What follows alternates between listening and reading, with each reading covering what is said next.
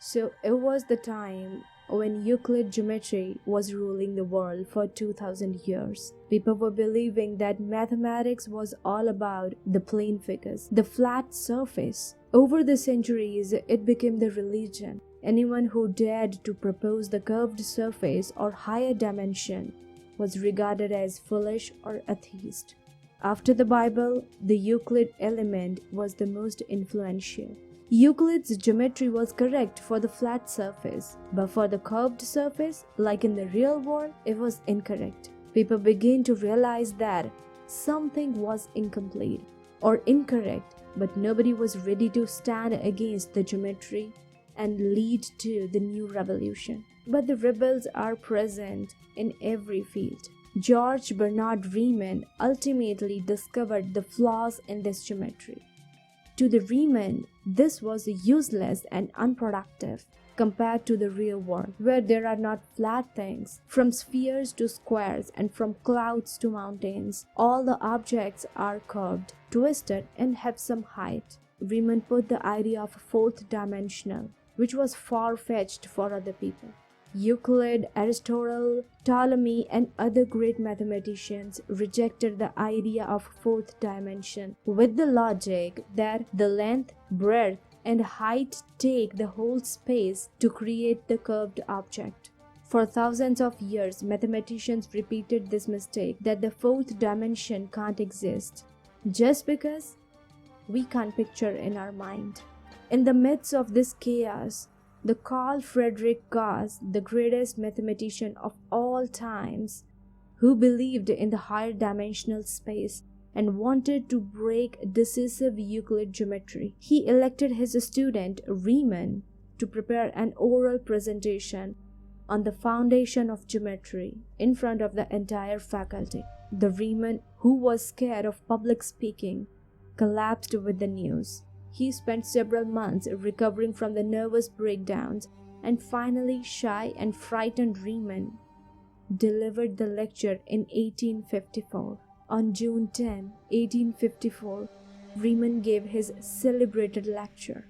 In one masterstroke, he cleared out the darkened rooms with his brilliance of higher dimensional and opened the closed minds. He explained the reason behind the existence of the force. Consider a creature walking down on the two-dimensional sheet paper. For them, the plain sheet is their world. But when the sheet is crumpled in the three-dimension, what do they think about their world? For the creature, their world will be still a flat, because they have never noticed the existence of third spatial dimension. But during the walk on the crumpled sheet, they would feel a force that prevents them from moving in a straight line. Now, if we replaced the two-dimensional sheet paper with the three-dimensional world, then the world is crumpled into fourth dimensional. Same as like the worm, we can't see the crumpled world, but we would feel some force. And these forces that we feel now in the world are electricity, magnetism, and gravity, which are caused by the crumpling of third-dimensional universe in the fourth dimension. Force is equal to geometry, therefore banishing the Newton's action at a distance principle. This presentation banged the pillar of classic Euclid geometry that had ruled the mathematics for 2000 years. News of this lecture spread quickly in the world. Words were translated into several languages.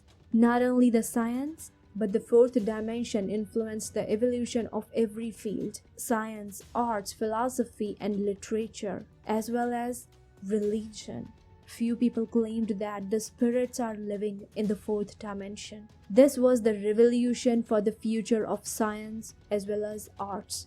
The famous artist Picasso depicted the presence of a fourth dimension in his paintings.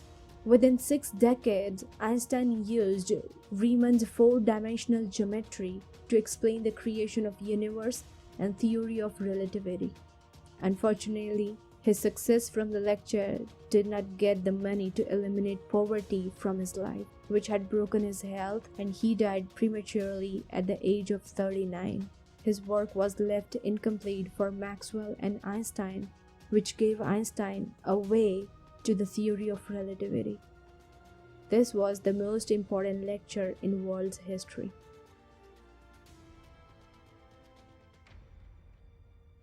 Thank you so much.